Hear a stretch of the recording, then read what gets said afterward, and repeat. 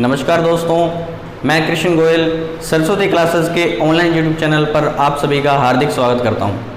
अपने मैथ्स के अर्थमेटिक में प्रॉफिट एंड लॉस चैप्टर कर रहे थे, तो 5 क्लासेस की हो चुकी थी। आज की हमारी ये 6th क्लास है।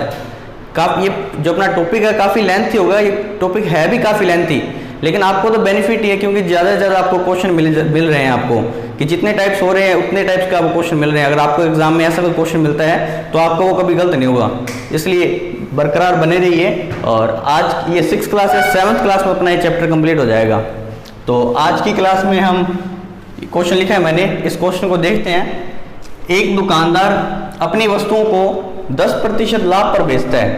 जो बेचता है ना, सेलिंग प्राइस, वो 10% लाभ पर बेचता है, ठीक है, परंतु 20% कम तोलता है। ये टाइप वही जो बेईमान दुकानदार था, टाइप वही चल रहा है, उसमें अब ये परसेंटेज में दिए हुए हैं। क्वेश्चन थोड़ा डिफरेंट है इससे, परंतु 20% कम तोलता है, तोलने में गड़बड़ी कर रहा है, 20% कम भी तोलता है। तो लाभ प्रतिशत ज्ञात कीजिए। तो हमसे पूछा गया कि इसका लाभ कितना होगा, कुल मिला के अंत में इसको लाभ कितना मिलेगा। तो अपने सीपी जो मान के चलते हैं कि वो 1000 रुपये में 1000 ग्राम वस्तु खरीदता है। 1000 रुपये में 1000 ग्राम वस्तु वो खरीदता है, ये अपने ने मानना है। लेट की है कि जो कॉस्ट प्राइस है वो 1000 रुपये में 1000 ग्राम खरीदता है। अब अपने जो लाइंस दी हैं उनके हिसाब से इसको सोल्व करते हैं। एक दुकानदार अपनी वस्तुओं को 10% लाभ पर बेचता है। जो अमाउंट है ना, उसमें वो 10% लाभ करता है, यानी इसमें 10% जोड़ेंगे अपने कि खरीदता तो इतने में है लेकिन बेचता वो 10% लाभ में है। तो 1000 मल्टीप्लाई 10% लाभ यानी 100 + 10 यानी 110/100, ठीक है। 20 से 20 कैंसिल और 1100 रुपये, यानी कि वो 1000 रुपये में खरीद कर और 1100 रुपये में कोई वस्तु बेच रहा है, परंतु 20% कम तोलता है। अब वो लाया तो 1000 ग्राम था, लेकिन उसने तोली अपने को जब दी, उसने जब 20% उसने बेईमानी कर ली, उसने कम तोला उसको। तो खुद तो 1000 ग्राम लेके आया, लेकिन अपने को 20% कम तोली। अपने को दी कितनी, वैसे अपने को दी कितनी, 80 ग्राम दी, मतलब 100 में से 20 गया, 80/100 प्रतिशत हटाया तो 80/100 लग गया। तो सोल्व करते तो 20 से 20 कैंसिल, यानी कि 800 ग्राम। कहने का मतलब इतना है कि वो जो वस्तु खरीद कर लाया था तब 1000 रुपये में 1000 ग्राम खरीद कर लाया था, लेकिन जब उसने वस्तु बेची तो 1100 रुपये लिए, लेकिन दी सिर्फ 800 ग्राम ही। तो 1000 रुपये में 1000 ग्राम खरीदी है, तो यानी कि 800 रुपये में 800 ग्राम खरीदी होगी। अपना उन्हें ग्राम इक्वल करना है ताकि हम रेट की तुलना कर सकें। तो हमेशा ग्राम को ही इक्वल करते हैं, ये 1000 ग्राम है या 800 ग्राम है। इसको 800 ग्राम करते हैं तो 1000 रुपये में 1000 ग्राम है, तो 1 रुपये में 1 ग्राम होगी और 800 रुपये में 800 ग्राम होगी। तो यानी कि अपने ये लिख सकते हैं 800 रुपये में 800 ग्राम, कि वो वस्तु 800 रुपये में 800 ग्राम लेके आया, लेकिन बेची उसने 1100 रुपये में 800 ग्राम। अब ग्राम इक्वल हो गए ना, तो अपने रेट की तुलना कर सकते हैं। मतलब कि वो कहने मतलब लास्ट में बात ये निकलती कि वो 800 रुपये में खरीद कर लाया और 1000 रुपये में बेच दी। 800 रुपये में कोई चीज़ खरीदी और 1100 रुपये में बेच दी, तो उसका लाभ कितना होगा। तो लाभ हो गया 300 रुपये का लाभ हो गया, उसको 300 रुपये का लाभ हो गया। और अपने ज्ञात करना लाभ प्रतिशत, और प्रॉफिट परसेंट का फॉर्मूला होता है profit upon cost price. Cost price कितना है, 800 रुपये, और मल्टीप्लाई 100। तो बस अब इसे सोल्व ही करना है। 20 से 20 कैंसिल और डिवाइड करने पर आंसर आएगा 37.5%। 37 सही, 1/2%, और ये हमारा आंसर है। एक बार फिर रिपीट कर देता हूँ मैं। एक दुकानदार अपनी वस्तुओं को 10% लाभ पर बेचता है। पहले तो हमने सीपी मान लिया कि 1000 रुपये में 1000 ग्राम वस्तु, उसके बाद में 10% लाभ पर बेचता है, यानी कि जो एसपी है, जो सेलिंग प्राइस है, वो रुपये में 10% बढ़ाते हैं, मतलब लाभ पर बेचता है। तो प्लस 100 + 10 यानी 110/100 हो गया। और परंतु 20% कम तोलता है वो, तो 1000 ग्राम में 20% कम कर दिया तो 80% निकालेंगे इसका। तो यानी कि उसने बेची तो 1100 रुपये में 800 ग्राम, और खरीदी उसने अगर 1000 रुपये में 1000 ग्राम खरीदी है तो 800 रुपये में 800 ग्राम खरीदी होगी। तो हम ग्राम इक्वल हो गए। अब रेट की तुलना कर लेते हैं कि वो 800 रुपये की वस्तु खरीद कर 1100 में बेचता है, लाभ हुआ 300 का, और कॉस्ट प्राइस बटे में और मल्टीप्लाई 100% के लिए, और इसको डिवाइड करते तो 37.5% आता है। नोट कर लीजिए आप इसे।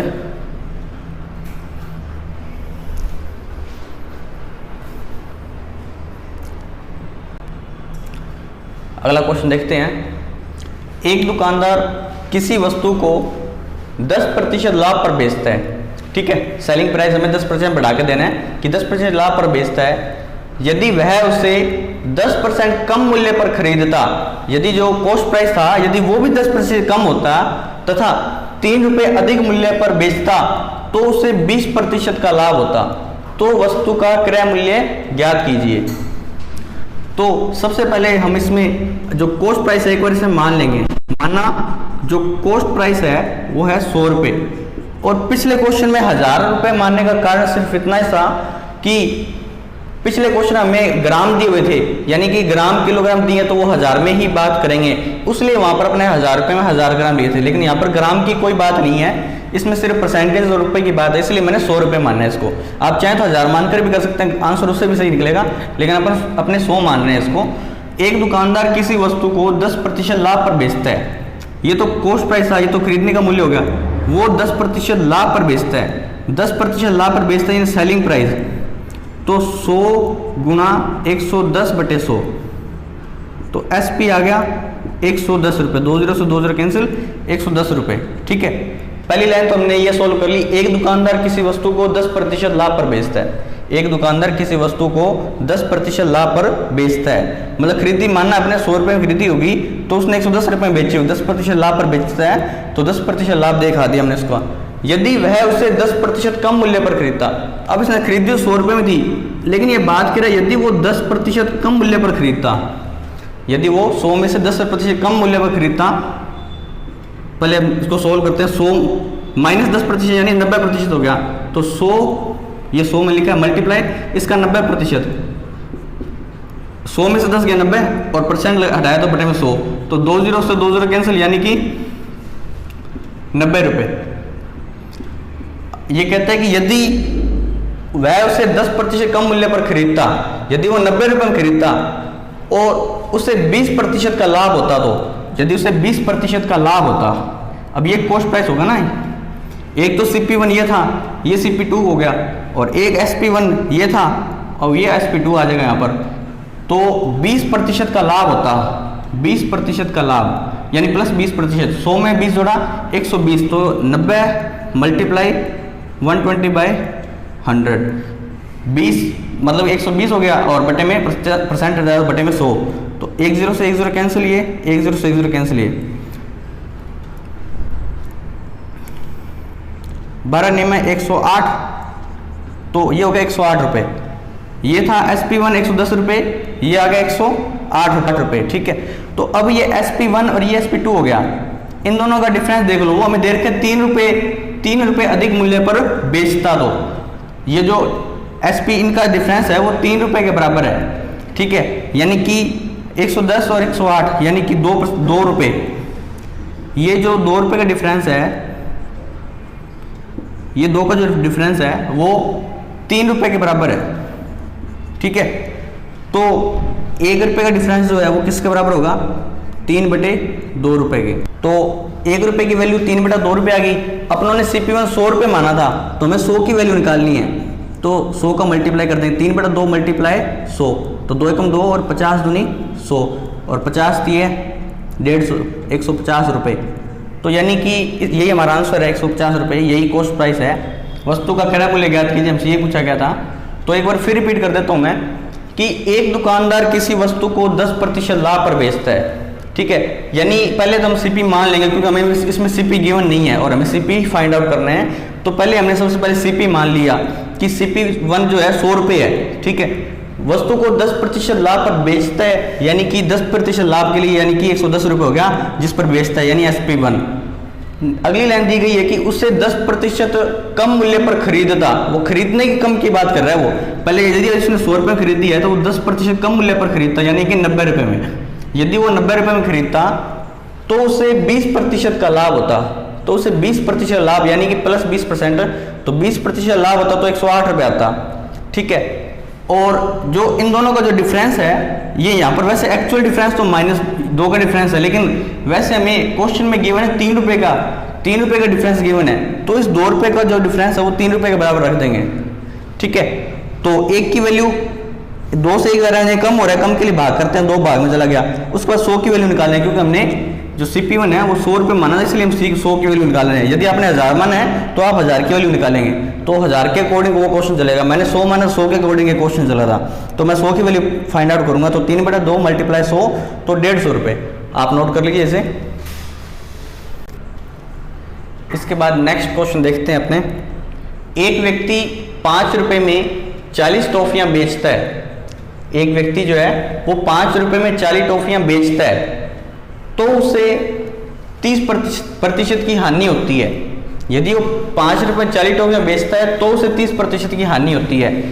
पहले भी हमने ऐसे क्वेश्चन किए हैं कि मैंने कहा था कि एक लाइन में जो कुछ दिया है वो परसेंटेज उसके लिए काउंट कर लेंगे, और नेक्स्ट परसेंट है वो अपने फाइंड आउट करने के लिए। तो 40% के लाभ के लिए वह 10 रुपये में कितनी टॉफियां बेचेगा। तो ये लाइन मैंने कहा था कि इस लाइन को पहले अलग सोल्व कर लीजिए, बाद में इस लाइन को अलग सोल्व कर लीजिए। वही क्वेश्चन, उसी टाइप का क्वेश्चन है। एक व्यक्ति 5 रुपये में 40 टॉफियां बेचता है, यानी कि जो 40 टॉफियां बेचता है 5 रुपये में, ठीक है। तो एक टॉफी बेचेगा कितने में, 40 से 1 मतलब कम हो रहा है, कम के लिए भाग करते हैं, तो 5/40 रुपये, ठीक है, 5/40 रुपये। अब इसने दिया है कि यदि बेचता है तो उसे 30% की हानि होती है, और 30% की हानि का मतलब क्या हो गया, -30% का मतलब हो गया कि यानी कि 70/100, ठीक है, 30% की हानि होती है। तो ये जो 5/40 है, 5/40 जो 70, यदि 5/40 रुपये में बेचता है एक टॉफी को, ये रुपये आ गया ना, एक टॉफी का मूल्य जो है वो 5/40 आ गया। यदि वो 5/40 रुपये में बेचता है तो उसे 30% की हानि होती है, यानी कि ये जो इसके मल्टीप्लाई में 70/100 आएगा। इसके मल्टीप्लाई में बटे में, जैसे अपने कहता था ना कि 100 रुपये में यदि उसे 20% की हानि होती है तो बटे में अपने 80 लगा देते और 80/100 कर देते थे और 100 पर चला जाता था। तो वही चीज़ है ये भी सेम, कि यदि 5/40 भी है तो भी 30% की यदि हानि होती है तो ये बटे में लिख देंगे। जो वैल्यू हमें दी होती है वो बटे में लिखते हैं, जो हमें फाइंड आउट करनी होती है वो मल्टीप्लाई में लिखते हैं। हम फाइंड आउट करने 40% के लाभ के लिए 40% का लाभ यानी कि 140/100, तो मल्टीप्लाई 140/100, ठीक है। तो इस 100 से ये 100 कैंसिल आउट हो जाएगा, और 7 एकम 7 और 7 दूनी 14, तो ये भी कैंसिल हो जाएगा। तो 2 एकम 2 और 20 दूना 40, और 5 एकम 5 और 5 चौके 20, यानी कि 1/4, ठीक है। तो कहने का मतलब है कि जो 4 टॉफियाँ हैं वो 1 रुपये में वो खरीदता है। 4 टॉफियाँ खरीदता है, 4 टॉफियाँ खरीदता है बराबर 1 रुपये में। तो यहां पर दिया गया है कि वह 10 रुपये में कितनी टॉफियां बेचेगा।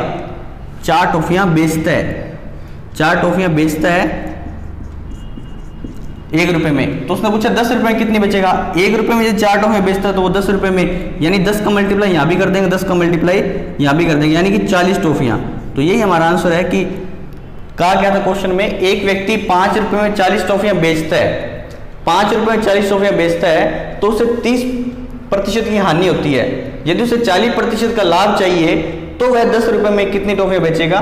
तो यही वो क्वेश्चन सोल्व किया हमने कि यदि वो 40 टॉफियां 5 रुपये में बेचता है, 40 टॉफियां 5 रुपये में बेचता है तो एक टॉफी वो 5/40 रुपये में बेचता है। यदि ऐसा करता है तो उसे 30% की हानि होती है। तो पहले तो हमने 30% हानि को बिल्कुल लेवल में किया, यानी उसको 100% किया इस स्टेप से। उसके बाद में नेक्स्ट स्टेप है 40% के लाभ के लिए, उसके बाद में हमने ये स्टेप यूज किया है कि 40% का लाभ भी फाइंड आउट करना है। तो इस तरह से हमने ये निकाली है कि यदि वो पहले तो 1 रुपये में जो एक टॉफी थी वो 5/40 रुपये की बेच रहा था, तो अब वो हो गया कि 4 रुपये में वो एक टॉफी बेच रहा है, 4 टॉफियां जो है वो 1 रुपये में बेच रहा है। तो उसने कहा कि 10 रुपये में कितनी टॉफी बेचेगा, तो 1 के लिए 4 है तो 10 के लिए 40 हो जाएगा। तो यही हमारा आंसर है कि 10 रुपये में वो 40 टॉफियां बेचेगा। पहले तो वो 5 रुपये 40 टॉफियां बेच रहा था, अब वो 10 रुपये में 40 टॉफियां बेचेगा, इसलिए तो उसको पहले 30% हानि हो रही थी, अब उसको 40% का लाभ होगा। नोट कर लीजिए। तो चलिए अब हम नेक्स्ट क्वेश्चन देखते हैं। यदि किसी वस्तु को 75 रुपये में बेचने पर उतने ही प्रतिशत का लाभ होता है जितना कि वस्तु का जो क्रय मूल्य है, तो वस्तु का जो क्रय मूल्य है वो हमें फाइंड आउट करना है कि उसका क्रय मूल्य क्या है। किसी वस्तु को 75 रुपये में बेचने पर उतने ही प्रतिशत का लाभ होता है जितना कि वस्तु का क्रय मूल्य है। इस क्वेश्चन में हमें दो चीज़ें इक्वल दी हुई है, यानी कि जो लाभ प्रतिशत है ना, जितने प्रतिशत का लाभ होता है, जो लाभ प्रतिशत है वो वस्तु के जो क्रय मूल्य है ना उसके बराबर है। इसने लिखा है ना कि उतने ही प्रतिशत होता है जितना कि उसका क्रय मूल्य होता है, ठीक है। तो इसमें कहने मतलब जो अपना प्रॉफिट परसेंट है ना, जो लाभ प्रतिशत है वो बराबर है कॉस्ट प्राइस के, यानी कि कॉस्ट प्राइस यानी क्रय मूल्य के। तो प्रॉफिट परसेंट का फॉर्मूला होता है कि प्रॉफिट अपॉन कॉस्ट प्राइस और multiply 100 is equal to cost price. और हमें पता है कि प्रॉफिट कब होता है, प्रॉफिट तभी होता है जब हम किसी वस्तु कम रुपए में खरीदते हैं और ज़्यादा रुपए में बेच देते हैं। तो प्रॉफिट ज्ञात करने क्या करते हैं, ज़्यादा वाली में से कम को घटाते हैं ताकि हमें पता लगे कि कितने का प्रॉफिट हुआ है। तो यानी कि जो सेलिंग प्राइस है माइनस कॉस्ट प्राइस अपॉन में cost price multiply 100 is equal to cost price, क्योंकि हमें दिया हुआ है उतने ही प्रतिशत का लाभ होता है जितने की वस्तु का जो क्रय मूल्य है। तो अब हमें क्या कुछ दिया हुआ है, हमें सिर्फ एक चीज़ दी हुई है कि 75 रुपये में बेचने पर, यानी कि सेलिंग प्राइस दिया हुआ है और हमसे कॉस्ट प्राइस पूछा गया है कि कॉस्ट प्राइस कितने हैं। तो अब इस फॉर्मूला में दो ही चीज़ दिखाई दे रही है, तो एसपी या फिर सीपी। तो एसपी की वैल्यू हमें पता है कितनी है 75, वो यहाँ पुट कर दीजिए, और बाकी हमें सीपी की वैल्यू फाइंड आउट करनी है। वो इक्वेशन बन जाएगी, उसे सोल्व करना होगा। तो ये लिख रहा हूँ 75 minus cost price upon CP और multiply 100 is equal to CP.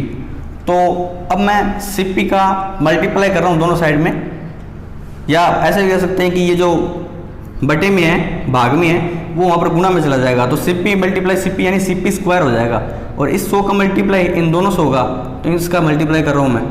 तो यानी क्या आ जाएगा, बराबर में तो हो जाएगा सीपी स्क्वायर, और इधर आ जाएगा कि 7500 और माइनस 100 सीपी, 100 मल्टीप्लाई सीपी। तो अब ये द्विघात समीकरण बन गई, यानी कि क्वाड्रेटिकल इक्वेशन बन गई है। तो इसे सॉल्व करने के लिए हम श्रीधराचार्य सूत्र का प्रयोग करते हैं, और यदि आप श्रीधराचार्य सूत्र का प्रयोग ना भी करना चाहें तो आपको 4 ऑप्शन दिए होते हैं। आपको 4 ऑप्शन दिए होते हैं इसमें, question paper objective type paper होता है हमेशा इनका। तो आपको 4 जो ऑप्शन दिए हुए हैं ना,